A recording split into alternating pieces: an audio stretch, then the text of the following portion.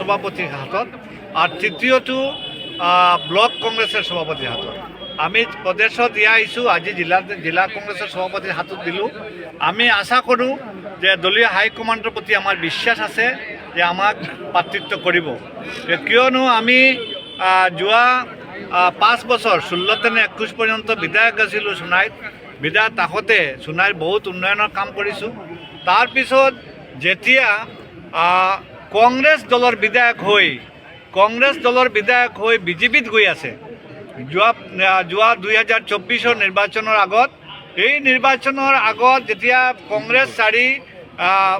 কংগ্ৰেছ চাৰি আপোনাৰ বিজেপিত গৈ আছে, তেতিয়া আমি বিজেপিৰ এটা ভাল পোষ্টত থকা মাইনৰিটি কমিশ্যনৰ চেয়াৰমেন আছিলোঁ। তেতিয়া আমি বিজেপিৰ থেকে পদত্যাগ কৰি যোৱা 24 নিৰ্বাচনৰ লোকসভা নিৰ্বাচনত কংগ্ৰেছৰ দল জইন কৰিছোঁ। আমি কংগ্ৰেছৰ ক্ৰাইচিছ টাইমত আমি দলত জইন কৰিছোঁ আৰু দলত জইন কৰি দলে যি দায়িত্ব দিছে এই দায়িত্ব আমি পালন কৰিছোঁ। আর আমি প্রত্যাশী, আমি মানে আশা করছো আমি টিকিট পাম।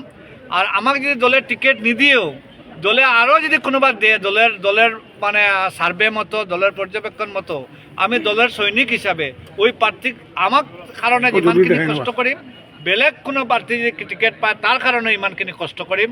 মূল কথাটো হ'ল আমি কংগ্ৰেছৰ চৰকাৰ গঠন কৰিব লাগিব। গৌৰৱ গগৈ আমি মুখ্যমন্ত্ৰী দেখিব চাওঁ। গোটেই অসমৰ মানুহে গৌৰৱ গগৈ মুখ্যমন্ত্ৰী দেখিব বিচাৰিছে। আৰ আমিও চাই আছোঁ বৰাক উপত্যকাৰ 13টা সিটৰ ভিতৰে আমি 9টা সিট দি আমি গৌৰৱ গগৈ মুখ্যমন্ত্ৰী আগামী 26 বানাম। আৰ বানাই আমি গোটেই অসমৰ একটা চেঞ্জিং বিচাৰিছোঁ।